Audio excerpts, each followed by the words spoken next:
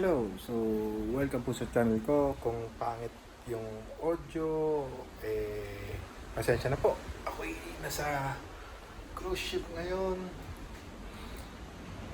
At on the way kami papuntang Barbados. From Barbados, maghintay ako ng flight papuntang Philippines. So, uwi na po ako. Okay, so today, I'm gonna teach you how to upload video gamit yung phone. Kasi hindi ako mapag-upload gamit yung laptop ko. Kasi one device lang yung pwedeng mag-connect sa Wi-Fi. So, yes po, may Wi-Fi kami dito while on sea. Okay. So, tara, let's start.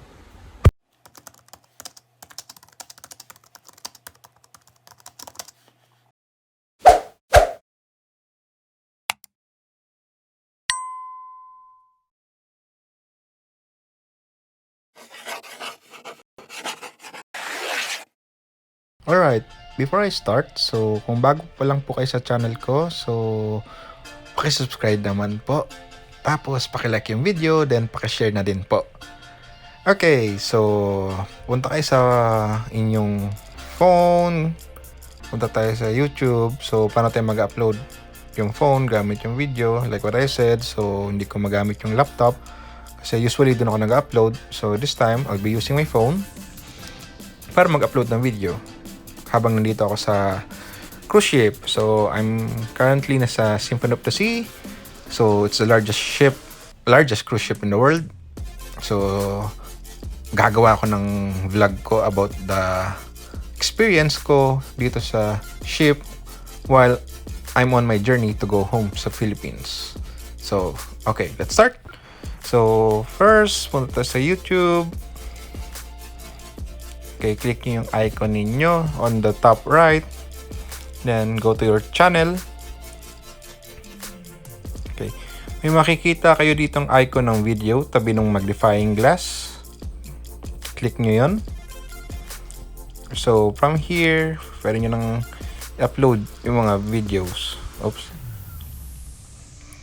Ninyo. So, search nyo, nasan yung video, then click upload. So, example, I'll be uploading this video. So, na-edit ko na siya sa laptop. For upload na lang siya. So, hit next. Okay, from here, pwede nyo nalagay yung title, details, then yung privacy ng video, yung location, pwede nyo add, pwede ring wala na. Okay, so title. So the video is about a time lapse.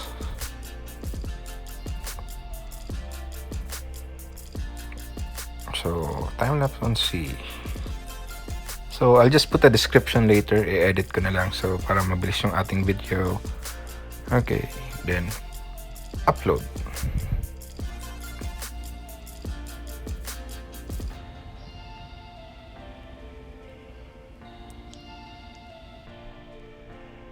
Okay, so uploading time, it's 6 minutes, I think. Yeah, it's 6 minutes. So, ipa-fast forward ko na lang from here yung video para mabilis.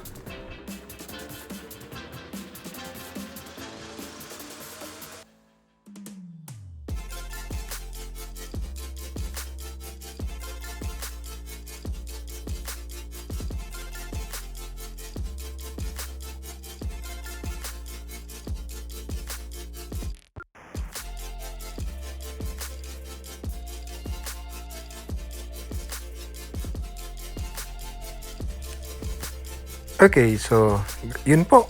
Na-upload na po yung video natin. So, ganun lang po siya kadali. So, once again po, so don't forget to subscribe sa channel ko. Then, like and share nyo na rin po yung video. And if you want other tutorials, comment lang po down below. So, thank you!